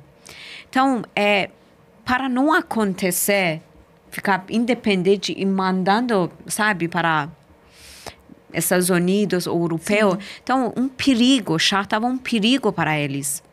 Então, eles fizeram o quê? Fizeram uma revolução, usaram até essa religião, porque essa época, Irã tinha mais muçulmano. Hoje em dia, eu poderia falar que a geração nova, maiorias não acreditam, não são mais muçulmanos, porque a gente sofreu muito desse religião. Você fala que pessoas têm liberdade para escolher. Eu acredito isso também. Se a gente nascia num mundo livre, eu escolhia também o que quero. Mas tanta repressão que nós mulheres passamos, hoje em dia, maiorias não querem nada dessa religião. Xingam. Eu vi pessoas, livro, eles rasgam. Uma coisa muito importante que a gente tem que dizer sobre o islamismo que as pessoas não sabem, é assim, você mencionou de passagem a questão da igreja e do Estado, tá? O islamismo é muito mais uma constituição do que uma religião, né? Então, você não tem essa divisão de igreja e de Estado. As leis que estão no Corão são as leis do Estado também, né? Então, não é que você pode ter a religião e você pode ter um partido. Não, ser de esquerda, de direita, não existe um partido. Porque a Constituição é uma só. Então, é complicadíssimo, porque assim, ou você obedece ou você não obedece. Não tem outra opção, né? Então, está muito claro lá. Então, nós estamos falando de culturas também muito diferentes. O Ocidente não entende que o islamismo também é uma constituição, não é só uma religião, né? Sim. Então, fica muito difícil você ter essa possibilidade de escolhas. Porque isso mesmo, porque mesmo dentro da religião, islamismo fala que religião e islamismo mais completo. Por quê? Porque mexe com política também. Eles falam que Islã uma das religiões, na verdade, a única religião que também funciona para a política. Ela é completa. Completa. Por isso, até eu falo sobre o estado do Irã, tá? Sobre o que eu aprendi, o que ensinaram para a gente. Eles falam a religião islamismo mais completa do mundo, por isso até o mundo tem que aceitar e acreditar que nós somos maiores, nós somos completos. Então, a gente que tem que dominar o mundo é a religião islamismo, porque é completo. Porque a última religião que chegou, eles acreditam nisso, por isso eles não aceitam Bahá'í. Tem Bahá'í no Irã, como que você falou, e eles não, assim, Bahá'í sofrendo muito no Irã, porque Bahá'í também nasceu de lá e muitos Bahá'í saíram do Irã porque eles até não têm direito para estudar. Máxima, quando foi que você entendeu pela primeira vez, que você estava vivendo ali naquela ditadura religiosa? Quando foi que isso, sabe, chegou até você pela primeira vez? Porque eu nasci na família muçulmana. Eu sempre falo isso, eu rezava 5 vezes por dia. Eu fazia jejum no Ramadã. Então, eu seguia tudo. Só que nas escolas também, assim, a gente parava, fazia rezas, tudo. Uma coisa que eu senti peso desse religião sobre mulher, né? Quando que eu estava na escola, eu tinha 16 16, 17 anos, que é sobre que a mulher é metade do homem, sobre herança. Esse foi uma coisa que eu falei, por quê? Sabe, você vai perguntar, metade da água aqui, por que você não colocar? Por quê? Criança ou adolescente, assim, a gente pergunta, por que se tá ligado? Por que estão... Por quê? Explica. A professora tem que explicar para mim por quê. Porque eu sou metade do meu irmão. Eu perguntei isso. Ela, assim... Parece que eu falei, parece que eu xinguei ela, parece que, tipo, você não sabe o que você está falando. Como você ousa perguntar isso? Não, você está falando cima de palavras de Deus. Nossa. Deus que mandou assim, vamos seguir assim, você cala a boca, você, tipo... Não te deu explicação nenhuma. Não. Tipo, explicou, tipo assim, porque homem que tem que... pagar contas da casa, porque homem que tem mais responsabilidade e mulher tem que obedecer. Então, mulher que tem que saber e, tipo, submissa, né? Sim. Mulher submissa. Então, ele tem que levar mais do que você que tá na casa. Ele que tem que... Eu falei, eu tava perguntando, né? Falei, se marido morreu e só ficou ela. Então, tipo... também vai ganhar metade, sabe? Tipo, perguntas que vêm, né? Sim. E ela não conseguiu responder mais, sabe? E começou a me atacar. Então, foi isso que eu comecei a pensar. Comecei a ler bastante. Eu comecei a estudar e com livros... Porque minhas irmãs sempre a gente falava. Minha irmã já estudou filosofia também. Então, dentro da casa, a gente sempre falava. A gente... bem profundo, sabe? E colocamos livros. Aqui que eu fui abrir Alcorão, sempre a gente, sabe, desde criança você já sabe ler algumas, que a gente fala sura, né? Tipo, sura Yanas. A gente, assim, até não sabe o que significa. Você tá só repetindo. Sim. Eu tava assim. Quando que aconteceu isso, eu falei, não, eu vou ler mesmo. Para saber o que eu tô repetindo. Sim. Porque todo dia eu tô repetindo o quê? 5 vezes. Eu tenho que saber o que tô repetindo de persa, sabe? Porque a gente reza árabe, né? Por que eu tô repetindo? O que estou repetindo? Assim que eu comecei a ler, estudei, e eu vi que realmente eu tenho que obedecer. Eu sou metade... Tenho que obedecer. Você se convenceu disso? Sim, eu vi que eu sou mulher assim, sabe? Tipo, no religião também, mas assim. Depois eu entendi por que essa marido da minha... tipo, amiga da minha mãe, marido fez isso. Porque ele tem direito... Por exemplo, separaram e ela ficou sem filhos. Quem que tem direito para ficar com filhos é pai. Mãe não tem direito. Então, Nossa. pai que vai cuidar. Se pai morre ou não tem, tipo, condições, vai ficar com o pai do pai. Então, mãe não tem não direito. Não com a mãe. Olha. Não. E nenhum lugar, nenhum documento existe que escreve no nome da sua mãe. Sempre no formulário, todo lugar que você vai preencher é seu pai. Então, tipo, mãe, nada. Então, que você loucura. vai ver isso. Em alguns lugares, eles não perguntam nem quem é sua mãe. Eles perguntam quem é seu tio. Quem é o irmão da sua mãe. Olha. Para saber quem você é. É a anulação total da mulher. Exatamente. Isso para a gente, ainda minha mãe falava, Máxima, fica quieta, não fala, não pergunta. Minha mãe tinha medo de mim, né? Deixa de ser rebelde. Exato. Mas algumas amigas, tudo, a gente falava juntos, né?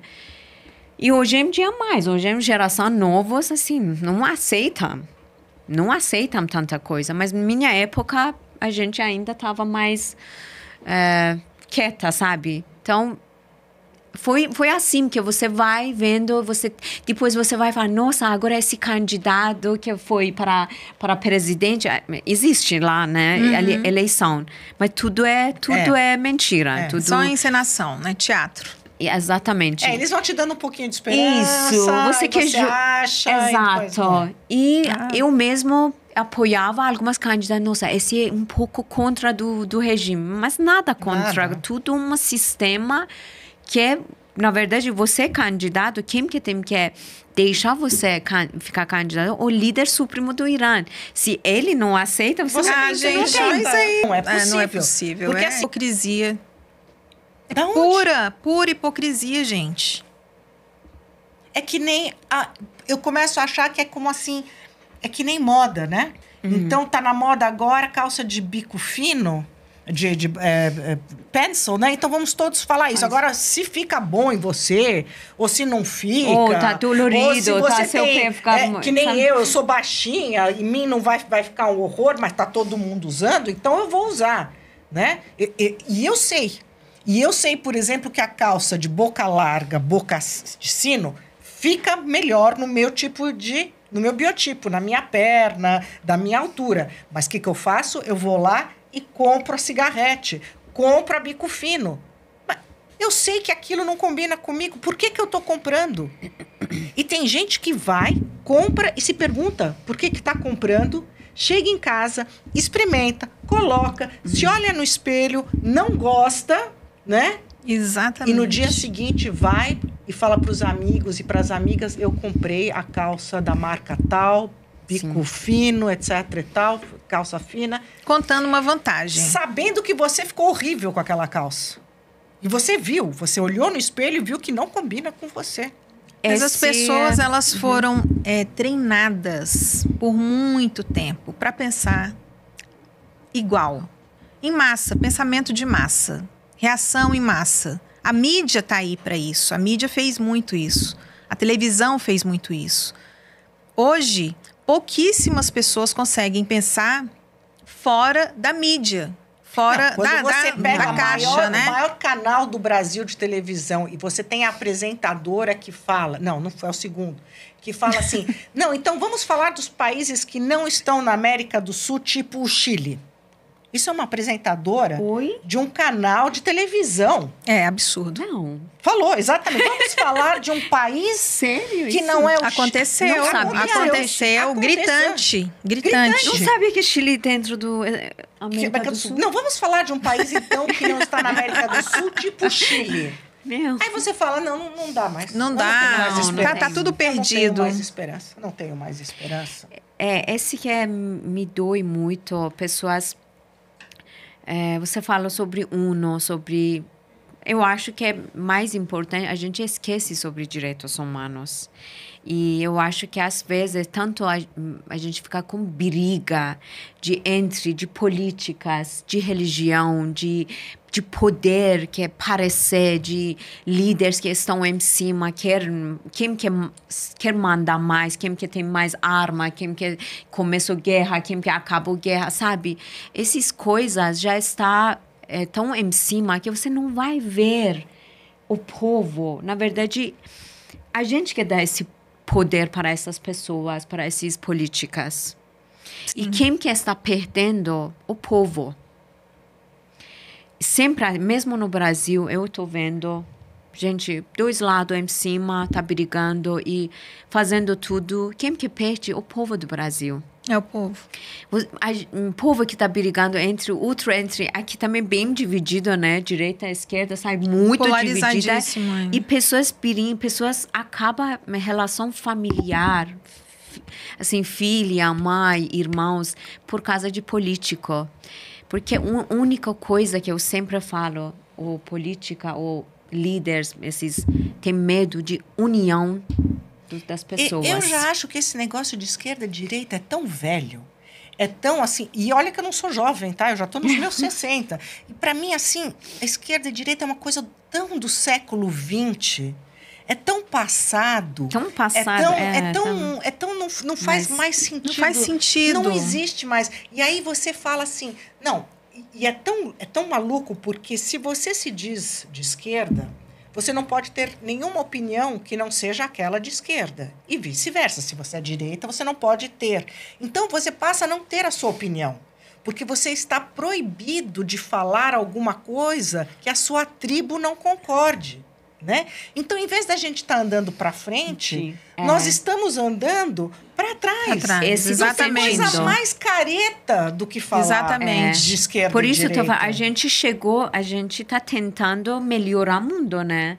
Para melhorar, né? Para melhorar. O que fica melhor que os direitos humanos funciona para todos os países. A gente luta, na verdade, eu acho que qualquer país do mundo está sofrendo. Essa energia desse país, esse povo que está sofrendo, vai acabar com outros. Porque eu acredito nisso. Então, não é diferença o que país. Pode ser Irã, pode ser Líbano, pode ser Afeganistão, Palestina, Israel. Quem que morre? Por exemplo, aconteceu guerra. Esse é energia que vai chegar até no Brasil. Mas sabe o que é mais chocante? Falando sobre direita, esquerda, direitos humanos. Gente, há 2 dias atrás, um refém de Israel apareceu num vídeo filmado pelo Hamas, pele e osso, cavando sua própria cova. Aquilo ali, quem não se chocou com aquela imagem, pelo amor de Deus, eu até me arrepio, poderia ser meu filho, poderia ser meu irmão, poderia ser, sabe, uma pessoa sofrida há quase 2 anos, num cativeiro terrorista, convivendo diariamente com terroristas que o odeiam, passando fome, longe da família por mais de 2 anos. E aí a gente vê direita e esquerda. A esquerda não está nem aí. Muitas pessoas. Não é que ela não está nem aí. Aí porque é aquilo ali. Ela é obrigada. Obrigada a não estar. Ela é obrigada. Se eu sou de esquerda, eu sou obrigado a não reconhecer essa imagem. Ponto. Eu até posso estar reconhecendo aqui dentro. Pode estar doendo, mas eu não posso falar. Mas eu não posso falar. Eu não posso falar porque não combina. É tipo.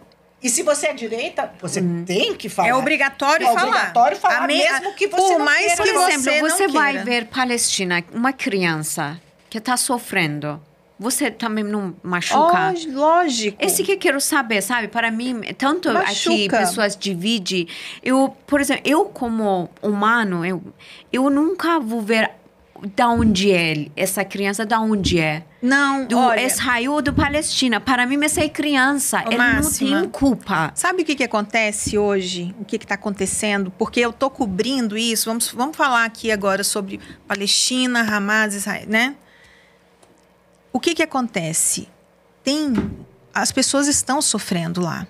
Isso é uma realidade. É uma guerra acontecendo. Uma guerra, ninguém ganha com uma guerra. As pessoas sofrem, as pessoas morrem, as pessoas perdem.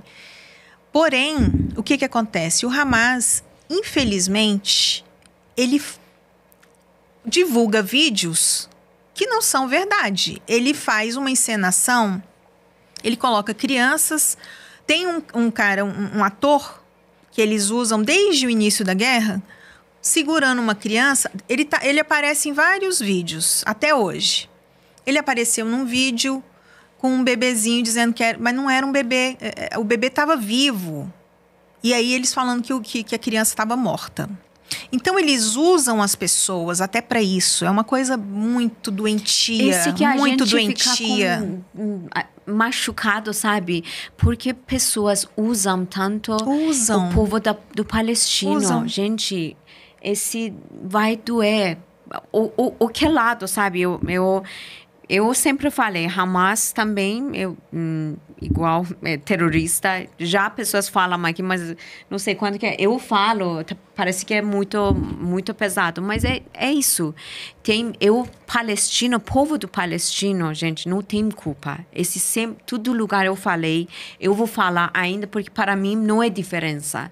O povo, criança, não tem culpa para ser morta, para nascer na guerra. Eu nasci na guerra. Eu nasci na guerra entre Irã e Iraque. Eu não tenho culpa que nasci na guerra. Quando que eu nasci na guerra, tinha, sabe, existia via como cupom. Por exemplo, algumas comidas, assim, alimentação, não existia muito. Então, meu pai, minha mãe, a gente tinha condições de vida boa, mas, sabe, tinha coisas limitadas para você comprar, para não acabar, sabe? 8 anos na guerra. Minha infância, tudo passou na guerra. Então, eu sei muito bem como que significa. E nenhuma criança merece essa vida. Dor profundo quando que você tem guerra na sua vida. E é mais dolorido ainda você saber que essas crianças, você sabe, e eu sei que elas estão sendo usadas. Isso que mais dói. Outro dor. Porque você vê assim, só uma coisa muito interessante essa semana é a questão da causa palestina, né? Por que é a Palestina e não é o Congo? Por que não é o Sudão? Por que é esta causa específica? É muito interessante. As pessoas não têm noção do que elas estão falando. Então, elas dizem assim, porque os palestinos estavam lá primeiro, né? A grande pergunta é assim, vamos lá, da onde surgiu o nome Palestina? Tá? Então, vamos. Em árabe, a letra P não existe. P é em persa, na verdade. P não existe na língua árabe. Tá? Lugar de pé é fé. Acho que ele, por exemplo, a gente fala Palestina. Isso. Existe o F, que é o F. F. Tá? Na época da Judéia, tá?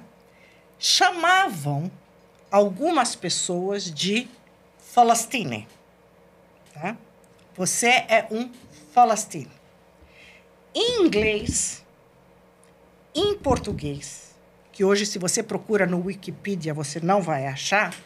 Se você colocar qual é o sinônimo da palavra filisteu, vai te mandar diretamente dizer que é alguém que nasceu na Palestina. Não é verdade.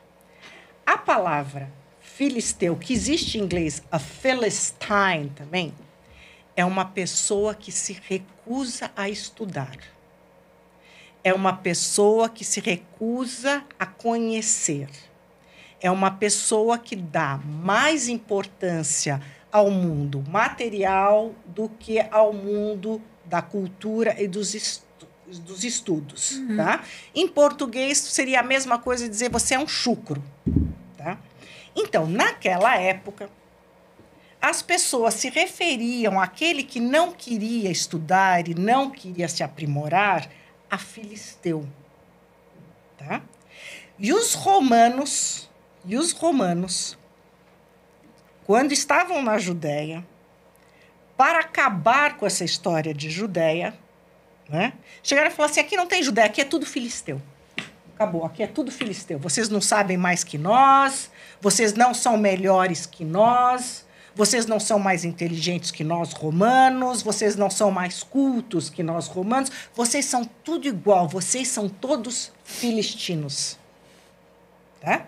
É aí que nasce a palavra filisteu, que, como não existe a letra P, não era Palestina, então agora existe a letra P no Ocidente, Filistine, Palestine, PH, né? Porque passa pelo PH e vem finalmente para o P.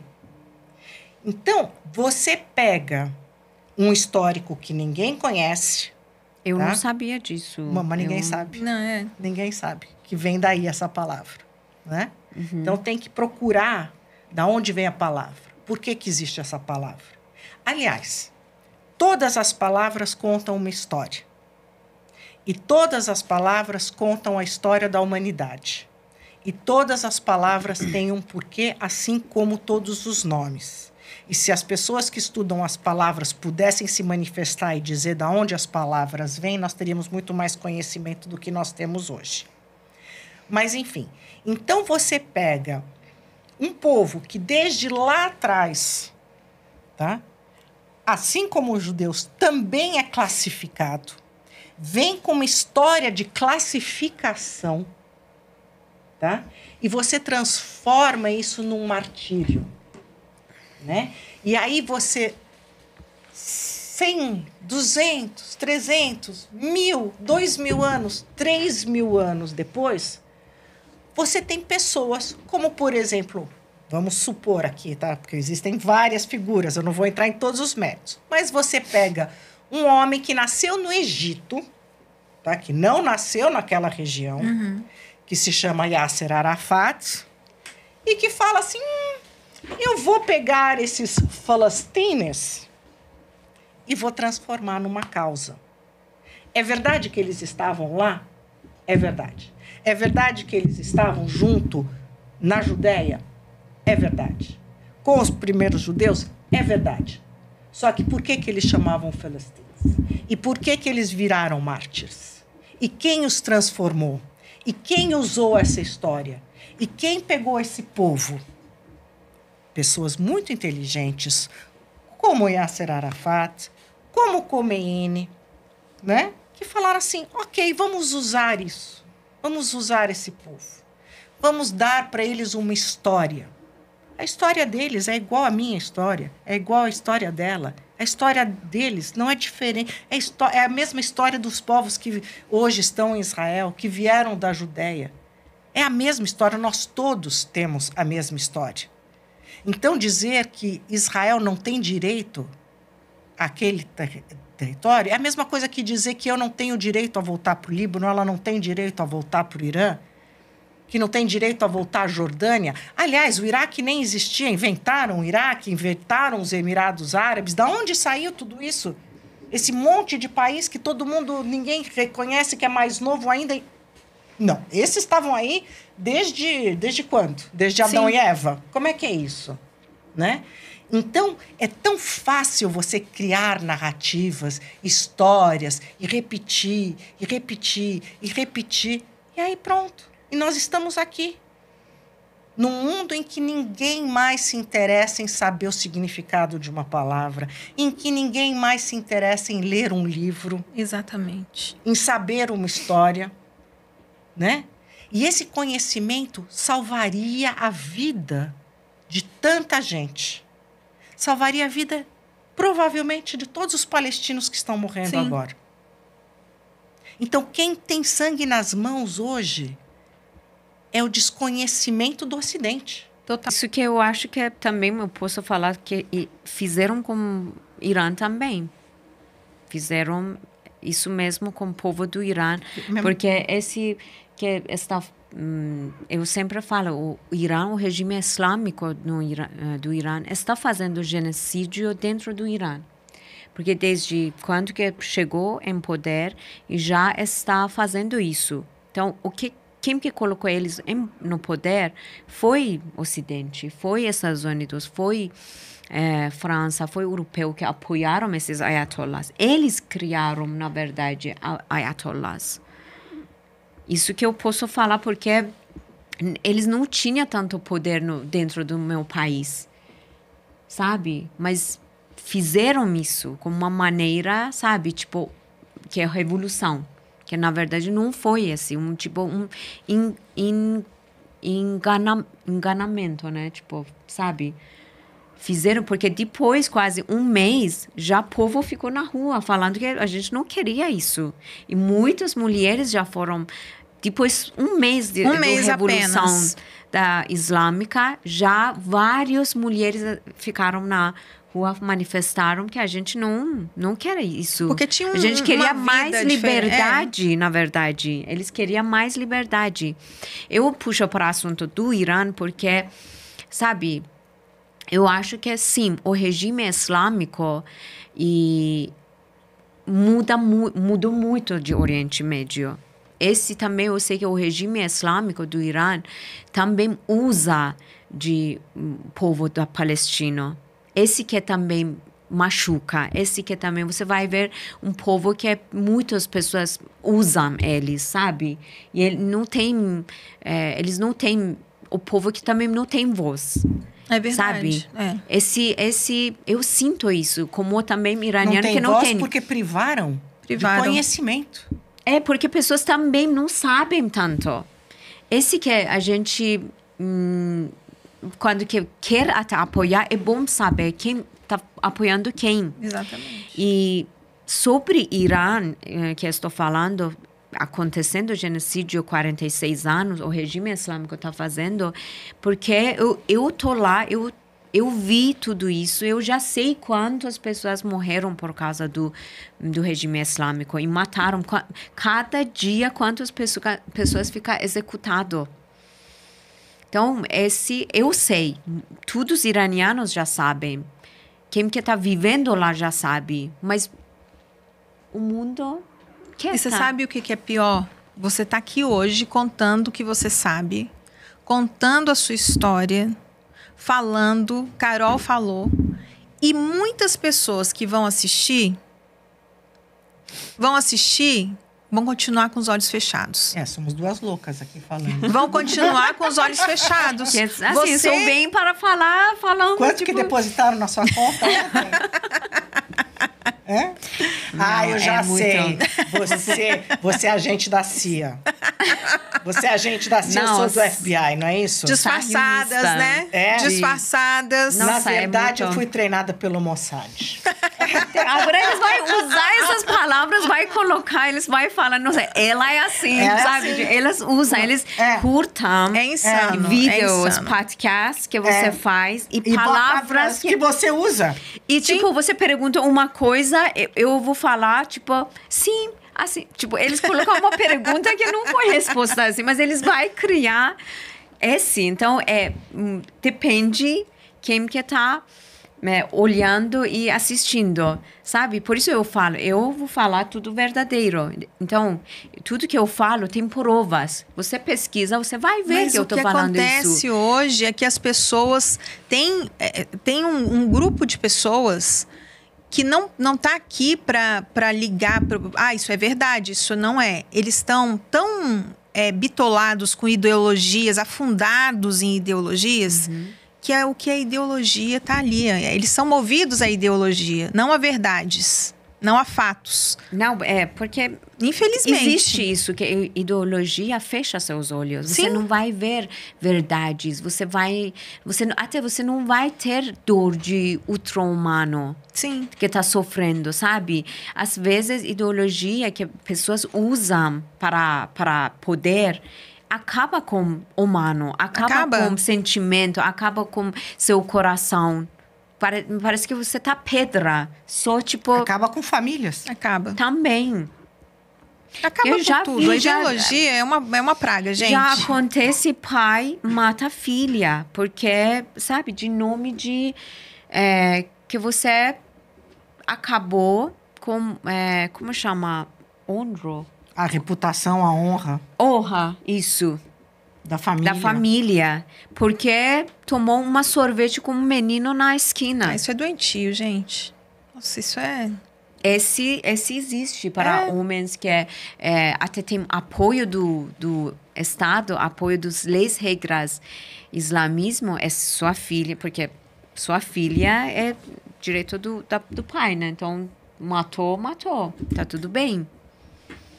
Meninas. Entendi.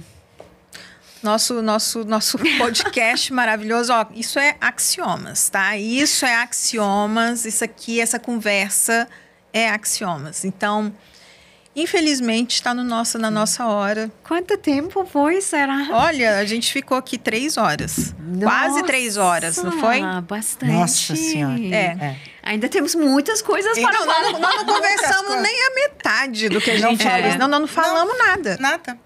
Nada. Do que a gente planejou? Não. Tanta coisa. Tá tudo aqui. Muitas perguntas, acho que ainda você não perguntou. Não, tá tudo aqui. Tá tudo aqui. A gente vê depois se o pessoal vai querer fazer uma série, a sequência.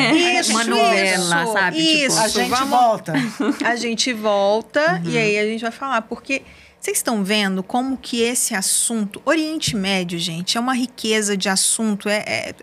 A gente vai se embrenhando. Então, não tem como você passar por um assunto levantado aqui e não parar nele.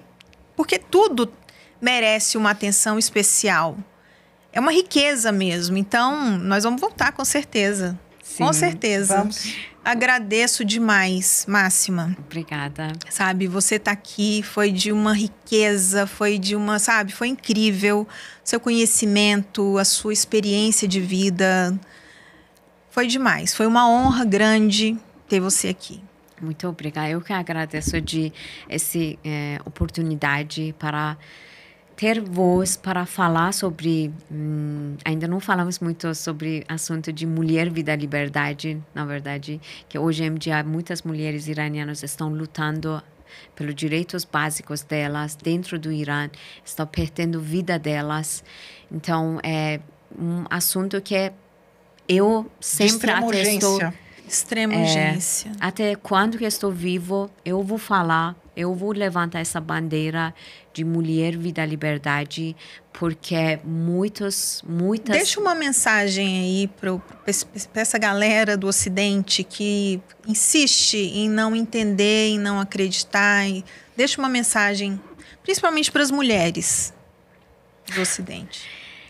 Isso, eu acredito... Se uma mulher quer mudar a vida, quer mudar o mundo, na verdade, vai conseguir. Porque eu acredito de poder da mulher.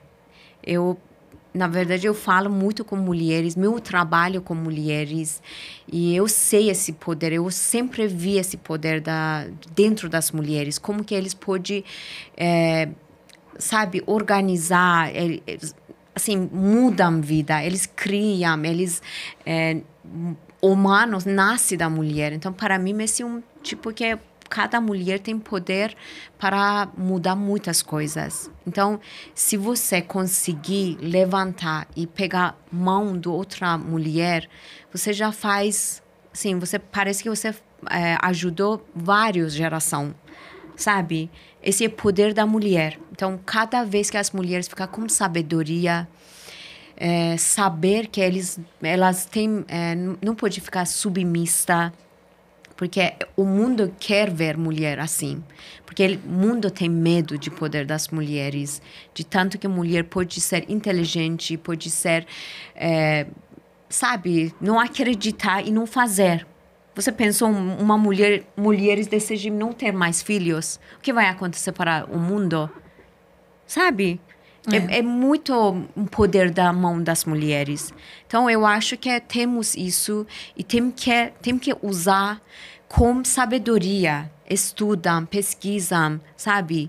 Não acredito, qualquer pessoa fala uma coisa, você vai, eu vou seguir isso. Não, você vai lá, você lê, estuda e pesquisa para ver, você quer isso mesmo para a sua vida? E depois vai atrás, depois acredita. E é bom ler histórias das muitas mulheres que estão perdendo a vida delas pelos básicos direitos. Para só não ser metade do homem. Estão perdendo a vida delas. Mulher, vida, liberdade é uma das bandeiras que eu sempre vou levantar e vou falar sobre isso. E um assunto que porque muitas mulheres, o povo estão condenados pelo silêncio. Então, nós podemos ser voz delas. Maravilha. Carol, minha maravilhosa. Amiga. Carol vai estar comigo sempre. Eu vou estar sempre onde você quiser, estarei com você para defender a verdade, para trazer os axiomas. A gente tenta. Não quer dizer que a gente vai ter sucesso. Mas nós vamos tentar. Mas nós não vamos desistir. Isso. Né? Obrigada. Obrigada, querida. Maravilhosa. Maravilhosa. Amo. Você também. Gente, é isso.